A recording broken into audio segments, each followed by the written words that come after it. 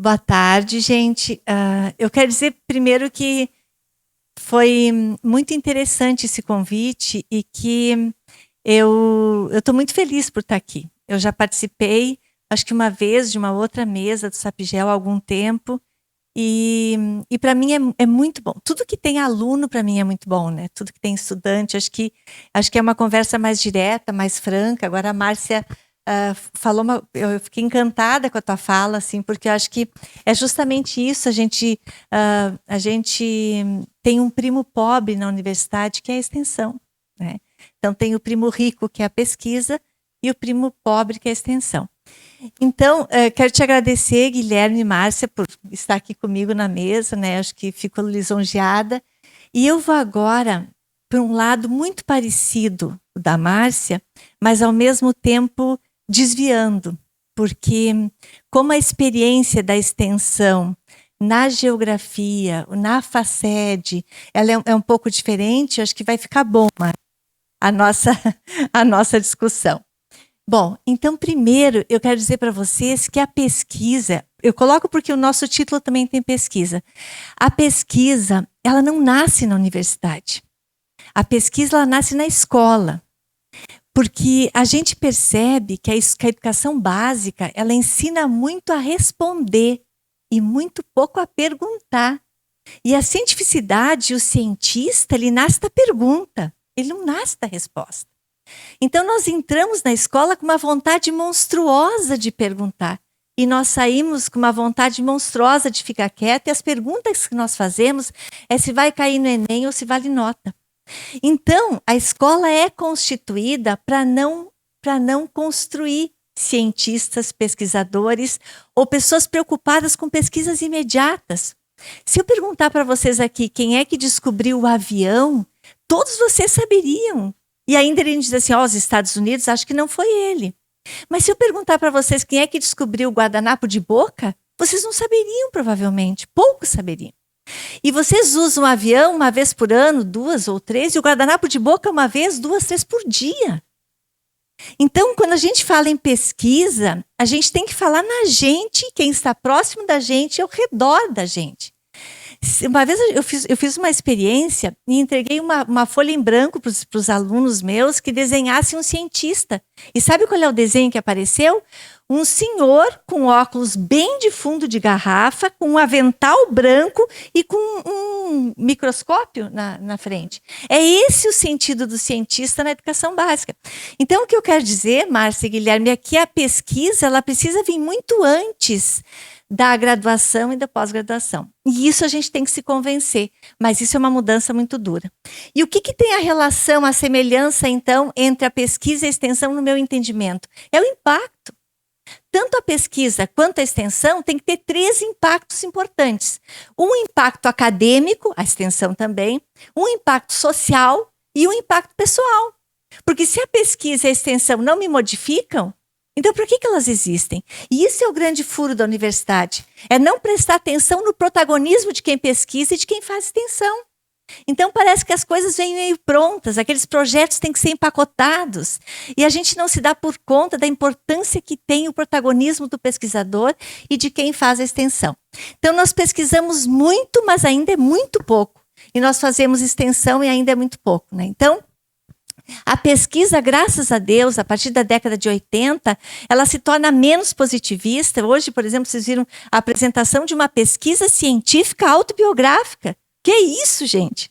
Não tem coleta de material, não tem... É uma pesquisa autobiográfica, onde se eu pesquisar 3 professores, eu posso dizer que esta pesquisa com 3 professores é científica. Então, a pesquisa vem mudando. Mas, ao mesmo tempo, ainda está, como a Márcia diz na extensão, muito lentamente. Então, nós temos que entender que nós temos hoje, nesse momento histórico da sociedade, uma outra visão de pesquisa. E se nós continuarmos pesquisando com aquela lógica empacotada, nós não vamos dar conta da pergunta que foi feita ali, não tem como dar conta. Porque a nossa pesquisa ela tem que partir de necessidades e não de encomendas. Bom, então, nesse sentido, ali eu coloquei singular plural em relação a isso, que foi apresentado antes. Então, a singularidade ela é universal na pesquisa Então, a gente não precisa pesquisar cada um para criar uma lei. A gente pode pesquisar poucos e criar uma lei. Então, a complexidade hoje, né, que envolve a pesquisa, a Márcia também falou que é o processo de interdisciplinaridade. Então, uma pesquisa hoje ela não pode ser dentro da minha especialidade, porque a universidade ela especializa muito. Eu acho legal, porque se a gente não se especializa muito, como é que a gente vai crescer? Mas a gente tem que pensar que a área onde a gente está não é o umbigo do mundo. Que junto com a rocha tem o homem, a mulher, a criança, o idoso. Então, o quartzo e a mica servem para alguma coisa que pode mudar a humanidade. Então, nesse sentido, é que ela é mais interdisciplinar. E isso está mudando. Gente, quando eu fiz a faculdade aqui na URGS, nós tínhamos uma divisão séria. Era a geografia humana numa sala, a geografia física na outra, e conforme andava o andar da carruagem, uns ganhavam dos outros. Então, agora a humana, a marxista ali tá mais a física lá. Então, veja que a gente nasce de uma relação fragmentada. E o próprio Morin já diz, nós não somos fragmentados, nós somos um conjunto. Cada um é um conjunto de muitos. Então, a pesquisa precisa ser interdisciplinar.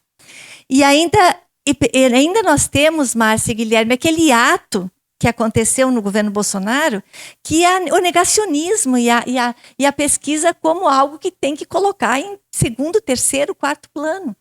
Então, isso também nos puxa um pouco para trás, né? Então, agora a gente tem coisas a recuperar em função disso. Bom, vocês vejam que eu fiz uma pesquisa que o Brasil investe anualmente 50 bilhões em pesquisa e investe 280 bilhões em infraestrutura. Se a pesquisa fosse bem feita, não precisava tanta infraestrutura. Tanto é que esta questão agora dos desastres ambientais, se a pesquisa tivesse sido levada a sério, não precisava estar remendando agora. Porque você teria estudado antes tudo isso. Então vejam que o quanto nós gastamos em infraestrutura poderia ser bem menor se a gente respeitasse a pesquisa. Bom, vejam que só em emendas parlamentares nós temos 255,5 bilhões de reais. Quanto dessas emendas parlamentares elas são escondidas, quantas elas aparecem, quantos vêm para o ensino e quantos vêm para a pesquisa. E aí entro no que a Márcia disse. Então, o que eu penso? A pesquisa, passo rápido pela pesquisa e vou me deter na extensão. Vocês viram que a minha prática é mais extensionista. Mas a pesquisa precisa mudar e a extensão depende da pesquisa e a pesquisa depende da extensão, como você disse. Como é que eu vou fazer uma extensão se eu não pesquiso a necessidade daquele que eu vou agir? Eu não tenho como fazer isso. Então, a pesquisa, ela precede a extensão. E a extensão pode oferecer subsídios para construir uma bela pesquisa. Porque ela sai das... Ninguém inventa conteúdo, gente. Ninguém senta numa sala e diz, esses são os conteúdos de geologia ou de geografia. Os conteúdos que nós temos na sala de aula, tanto da graduação, da educação básica e do pós, eles vêm em função de problemas que se resolveram na comunidade. E nós não voltamos para a comunidade para compreender isso, para continuar a nossa vida acadêmica. Então... vem a curricularização, eu trouxe aqui de 2014 o PNE, me parece, não sei se eu estou enganada, que é a meta 12, que fala da extensão, e depois também o Conselho Nacional de Educação, 608/2018, que começa então essa questão da extensão na universidade, mais fortemente, e a Sucupira, que exige a extensão agora como processo, né? Então, a gente começa... Aí eu trouxe também o fórum acho que nós não conversamos, né? E nesse fórum, em 2018, diz que a universidade ela é orgânica, e se ela é orgânica, ela tem que dar valor para a extensão e para a sociedade, e traz também que o desenvolvimento social ele está muito dependente da universidade, porque a universidade é que tem na mão a pesquisa e o processo de extensão. E quando eu falo em conhecimento, que é uma das partes aí que tem o nosso título, e que também a Márcia trouxe, é que a extensão ela não tem o sentido de ensinar, naquele sentido bancário. Ela tem o sentido de aprendizagem. O extensionista, ele aprende com a sociedade, com a extensão. E ele aprende principalmente a questão da sensibilidade. Se sensibilizar com aquilo com que ele trabalha. Bom, o compromisso social da extensão é que ela é voltada para a sociedade. A extensão é isso, é aquela dívida que a universidade tem com a sociedade. Você sai da sociedade, entra numa universidade e essa universidade envolve processos que você tem que se envolver. Então, ela é da sociedade. Por que é coletivo, né? Porque ela é socialmente constituída. E os temas que são ofertados pela extensão, eles são sociais. Não se compra na universidade uma temática que alguém está trabalhando para aplicar lá. Não, não é isso. E esse é o grande erro, Márcia. O professor idealiza uma extensão sem ter ido para o campo e vende essa extensão. Vende no sentido de praticá-la. Então, é esse sentido que eu quero trazer, que não é isso, ele é coletivo. Então, falando nisso, eu vou para a terceira etapa da minha fala, que uma era pesquisa, outra era entrar na extensão, e a outra era dizer que a gente mata e mostra como matou. Então, eu estou trazendo aqui extensões como exemplo, que eu acho que eu e a Márcia conversamos antes e acho que fica legal. Esses exemplos de extensão, 2 exemplos eu trago, que tem essa lógica que eu falei agora, que é essa lógica onde nós envolvemos alunos e estudantes de pós-graduação também, e estudantes de graduação. Porque a extensão, ainda ter que ser interdisciplinar, e ela tem que ser, ela também tem que juntar estudantes de graduação e pós-graduação. É importante isso, né? E agora, Márcia, juntar também estudantes da geologia com a geografia, não para aprender com a geografia, mas para trocar experiências do processo de extensão. Bom, eu trago uma extensão aqui que foi idealizada pelo Léo e pela Daia, que eles assistiram uma extensão na arquitetura, viram que tinha muito a ver com a geografia, e propuseram essa extensão, que eu postei a extensão, né? Os desafios urbanos do Rio Grande do Sul, pensar a cidade na teoria e na prática. Então, da onde que eles tiram isso? Eles tiram de pesquisas, que as pessoas andam pela cidade, não pensam na cidade, passam pelas ruas, não compreendem o que as ruas... E a cidade fala. A urbanização, a constituição de uma cidade tem voz, ela fala, ela narra constantemente o que ela é. Ela é segmentada, ela é terrível. Então, essa extensão, ela nasce para dizer assim, ó, quem quer participar da comunidade que queira ler a cidade. Então, participaram professores da educação básica, participaram professores da universidade, participaram comunidades externas. E essa extensão, então, não sei se alguém aqui que participou, ela foi idealizada, então, pelos estudantes. Estão vendo? Ó, os estudantes idealizaram, não foram os professores que idealizaram. E ela envolve, então, uma interdisciplinaridade, tanto é que tiveram 12 professores participando da extensão da universidade. Para vocês terem uma ideia, eu da linha de ensino, o Paulinho, que é de outra linha, daí vem a Lucimar, que é de uma outra linha. Então, nós juntamos vários professores de diferentes linhas e trabalhamos, então, com essas pessoas. E essa extensão, então, os participantes trabalhavam com leituras de textos reflexivos e pequenos, capturas de imagens de cidades, percepção de invisibilidades, porque uma das coisas mais terríveis que tem é a naturalização e a invisibilidade que nós temos. E isso é um projeto que nós temos que pesquisar e que nós temos que praticar extensão. A invisibilidade é triste. E a naturalização é maior. Quando vocês vão, por exemplo, num banco e vão pegar a caneta para assinar alguma coisa, essa caneta está presa onde? Num cordão. E nós naturalizamos que tem que prender uma caneta no cordão, porque senão alguém rouba. Então a gente naturaliza o roubo. O nosso cotidiano é naturalizado. Então, essa extensão, ela pensa em desnaturalizar isso, em fazer olhar de uma outra forma.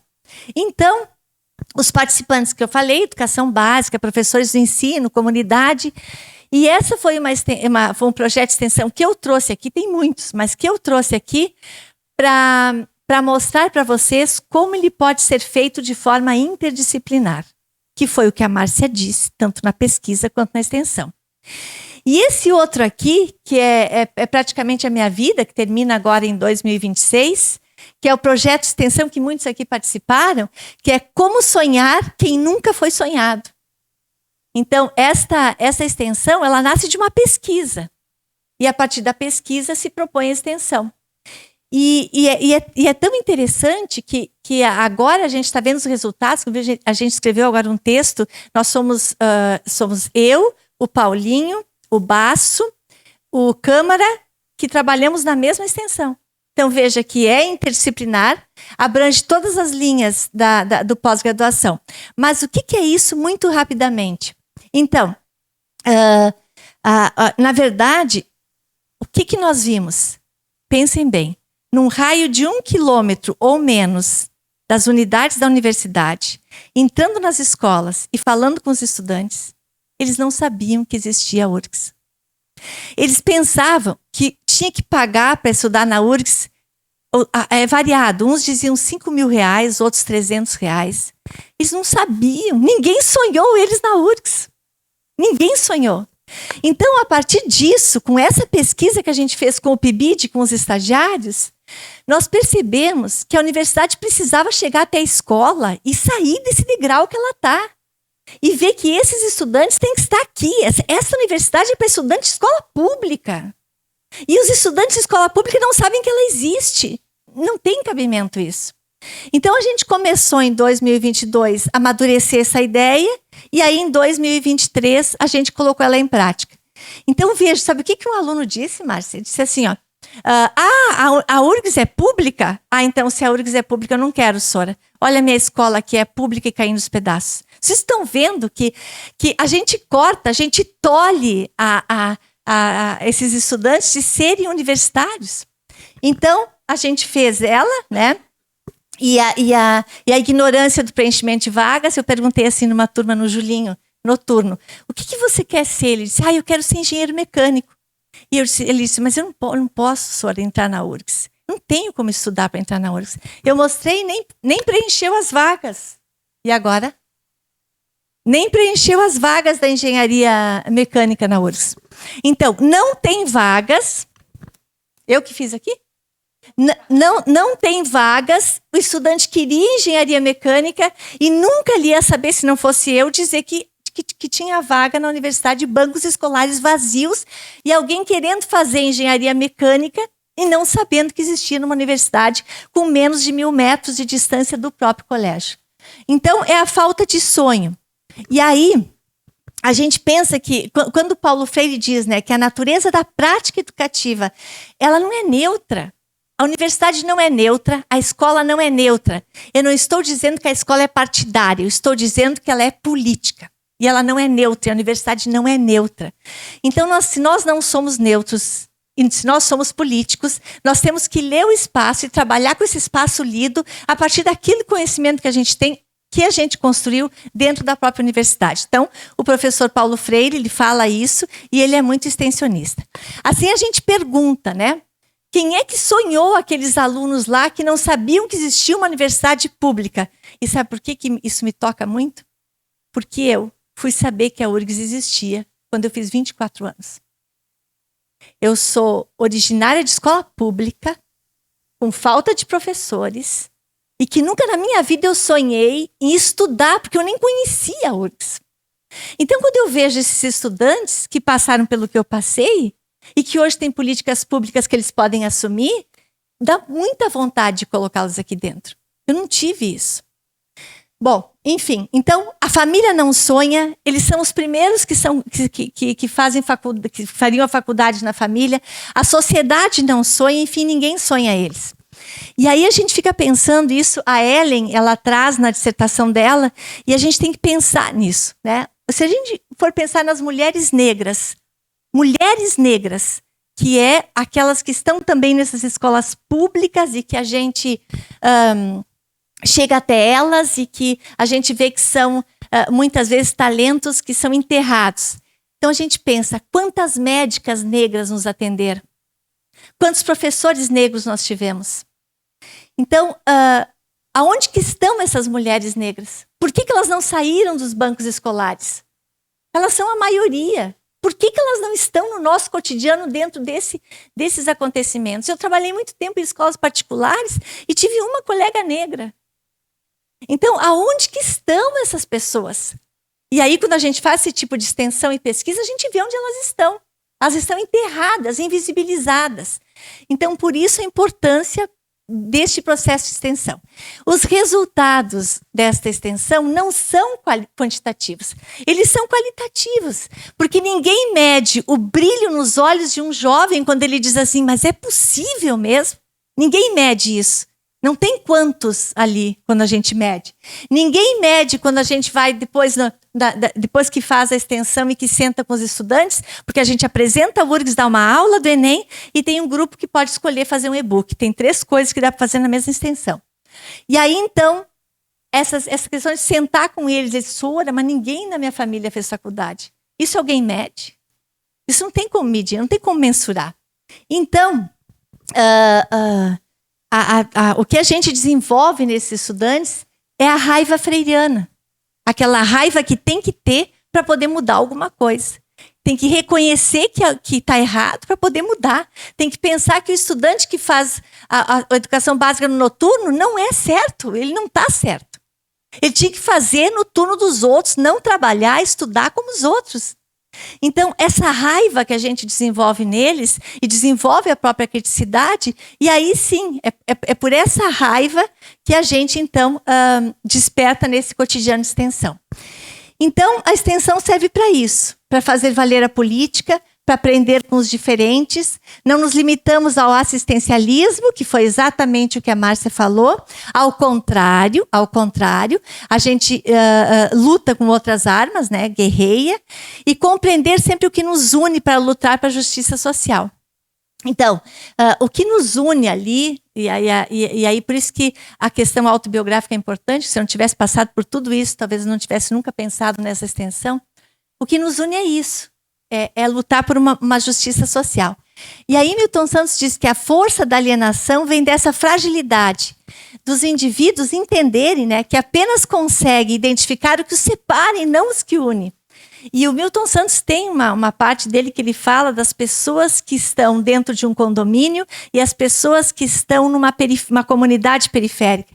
E se a gente passar num domingo de tarde perto do condomínio, não vê ninguém. Se a gente entrar numa periferia, tem cadeira de praia, tem chimarrão, tem criança jogando bola, e o Milton Santos diz isso. Se eles soubessem o poder que eles têm, eles mudariam o mundo, porque eles se comunicam, né?